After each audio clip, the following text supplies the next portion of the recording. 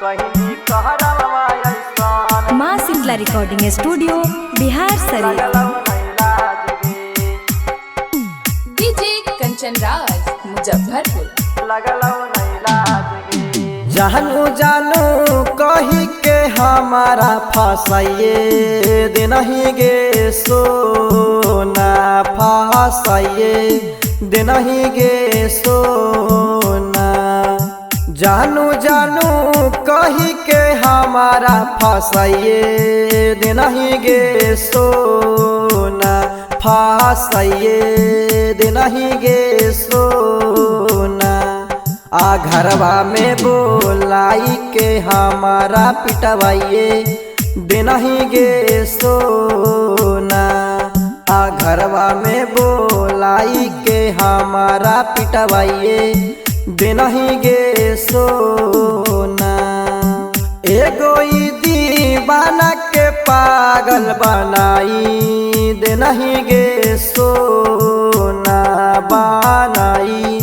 देनहि गे सोना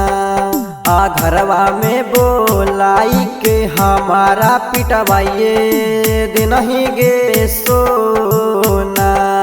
आ घरवा में बोलाई के हमारा पिटवाइए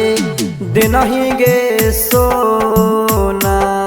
आ घरवा में बोलाई के हमारा पिटवाइए देनहि गे डीजे कंचन राज मुजफ्फरपुर। आ घरवा में बोलाई के हमारा बोलाई के तू घर में बैठनी अब बापा भाई से बोल के तू गोड़ा तोड़ावाहिनी गोड़ा तोड़ावाहिनी गोड़ा तोड़ावाहिनी हमारा बोलाई के तू घर में बैठनी अब बापा भाई से बोल के तू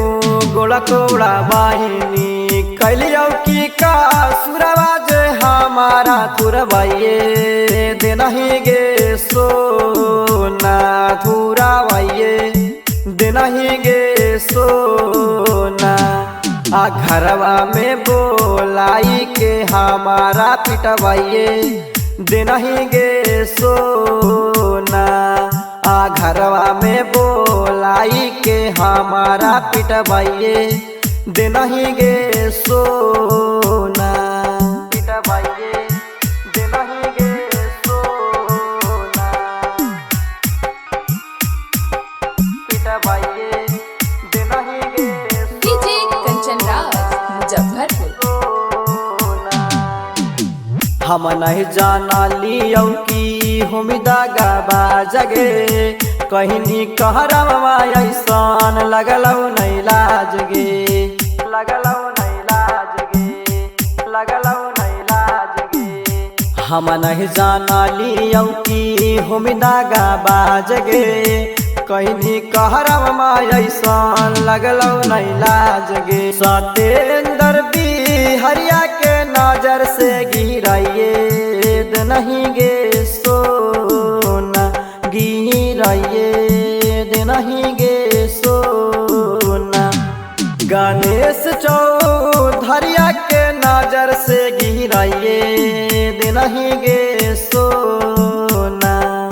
आ घरवा में बोलाई के हमारा पिटवाइए देनहि गे सोना।